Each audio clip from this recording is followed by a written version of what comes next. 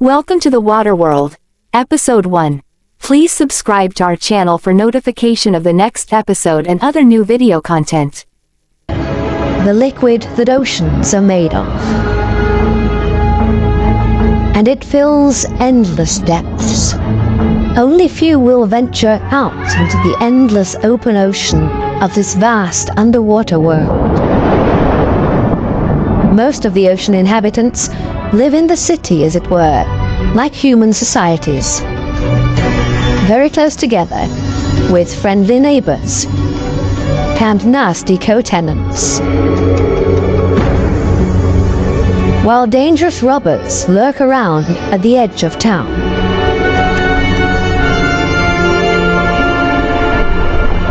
To assert yourself here, you have to be equipped with all kinds of tricks and clever strategies, or lie and cheat.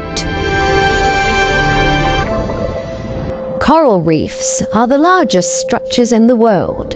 They're giant submerged metropolises.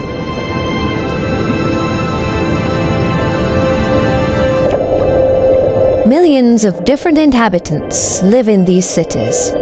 A universe with coral palaces and soaring towers.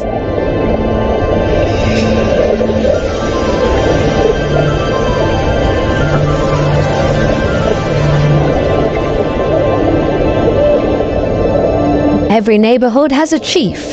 The entire street belongs to this guy. No trespassing, okay? A typical large city, with all the noise and ruckus.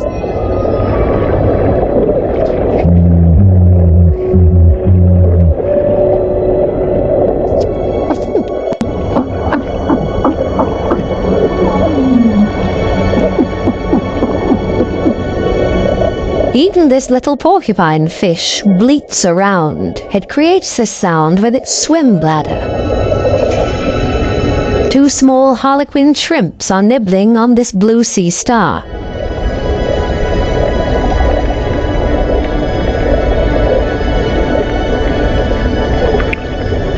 If someone else shows up, he will catch hell.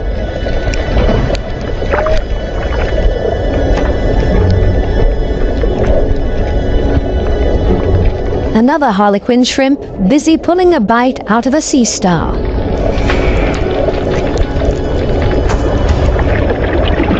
Moray eels in disagreement.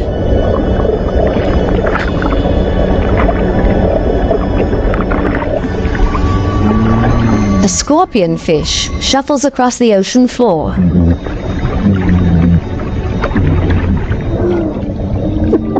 Everything and everybody makes a lot of noise. A boxer crab threatens everybody that comes by, holding two poisonous anemones in its claws. At least the anemone reef looks peaceful. Or does it? The clownfishes are having a huge squabble. Who does this anemone belong to?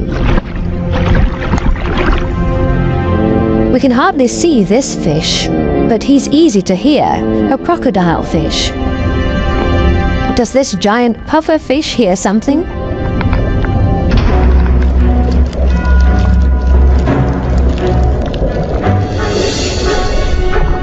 It's a ray that's getting away. A dispute amongst the members of the cichlid family. Who is stronger, and especially who is louder?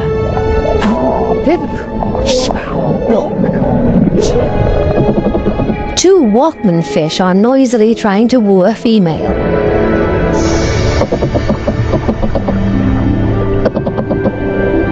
Big city noise everywhere. Especially when a large structure is being torn down. Everybody lives in their own way in this noisy metropolis. Some hover above it all, but others are more down to earth and literally live in the coral sand. These goatfishes, for example, they plow through the ocean floor and catch smaller animals between their teeth. They use their barbels like a dowser. With them, they can detect even the weakest electric fields that point them towards small prey.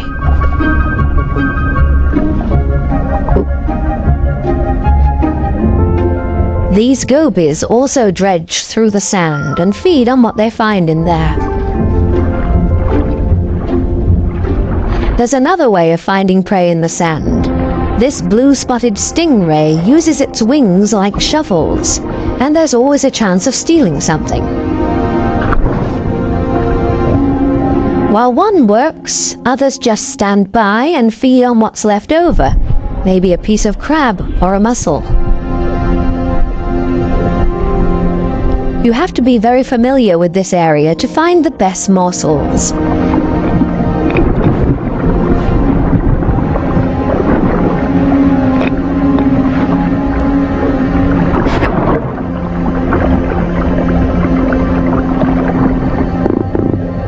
This triggerfish uses a strong stream of water.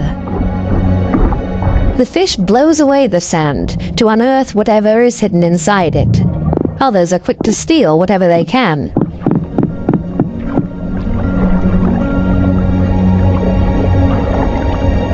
The triggerfish is a commanding fish, and most reef inhabitants are easily intimidated by him, except for these strange visitors that don't seem to show fear.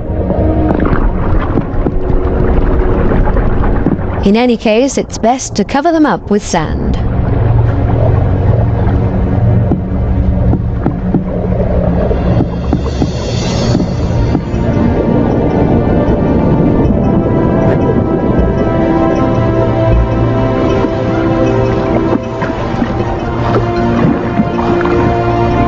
It's not easy for a small fish in a big city. There's always somebody with bad intentions, and you have to be extra careful not to get swallowed, like these moon wrasses, for example. So it's always safer for the smallest among the reef inhabitants to show up in schools. It's difficult to keep an eye out for only one little fish, and as a result the predator often grabs blindly at nothing and comes up empty. To show up in a big mob is always safest. Others are easily distracted at the sight of so much prey all at once. This easygoing giant pufferfish would never have a chance here anyway. Being part of a school of fish is always the best protection from predators. The slow ones are being ignored. No danger here.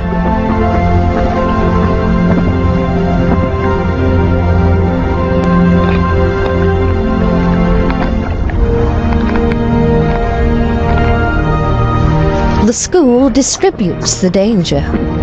If there are 1,000 fishes, any of them can be the target, and 999 are going to be just fine.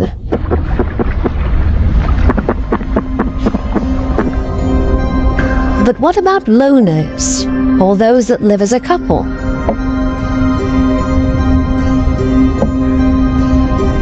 Seahorses, for example, camouflage themselves to look like the coral branches they're holding on to.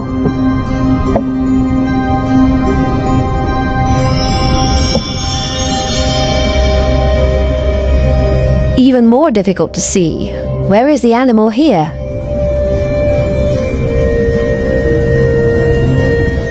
Only the eye betrays this trumpetfish's camouflage.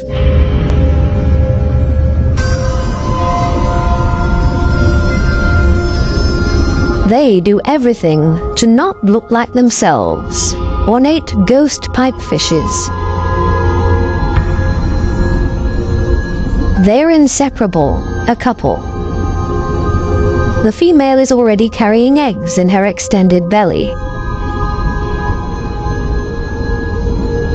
Before long, the male will fertilize her eggs. They are still regular fishes, despite their unique costume. This one looks like torn-off seagrass. The spiny waspfish rocks back and forth in the current.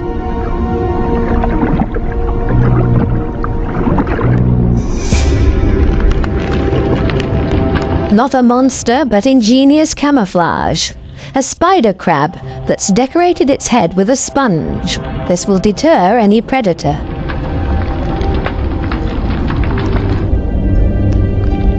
Another great camouflage, a barrel decorated with rocks. Only the movement of the gills betrays this stonefish.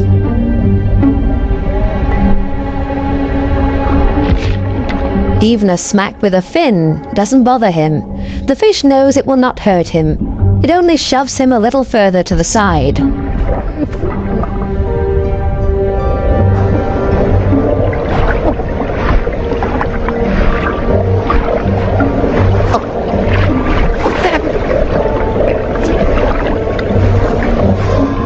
Similarly tough are its cousins, the scorpion fishes.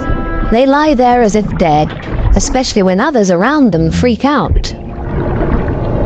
And even when moray eels fight with lionfishes for food.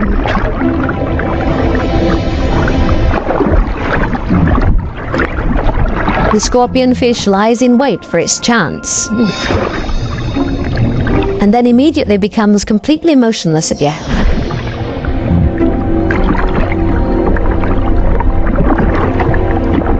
The only difference is that it raises its dorsal fins with the poisonous barbs inside, is completely still but now also armed. This large anglerfish virtually blends into the background tangle of algae and leaves.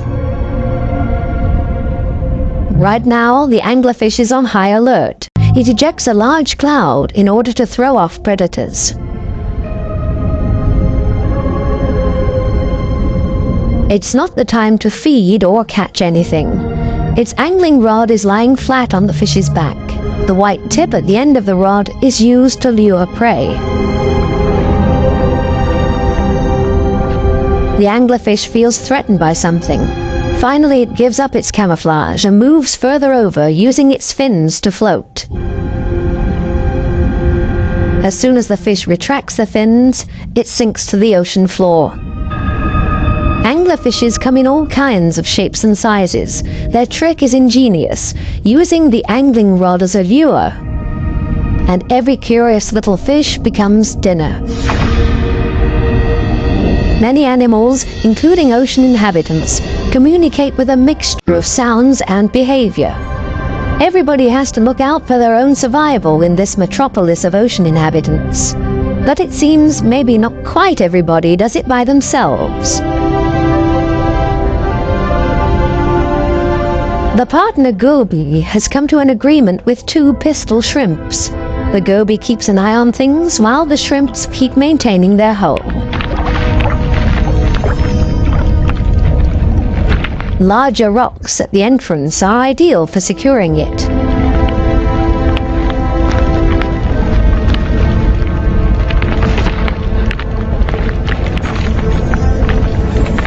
They're an experienced team. The shrimps keep in constant contact with the goby and even massage the fish's belly. The goby will get nervous without these gestures from the shrimps. The pistol shrimps need a cool and collected bouncer at their entrance.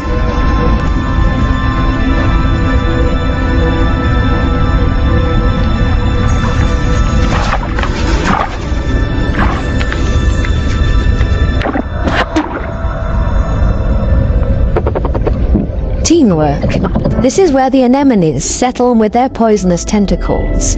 Whoever gets caught by those will pay for it dearly or lose their life.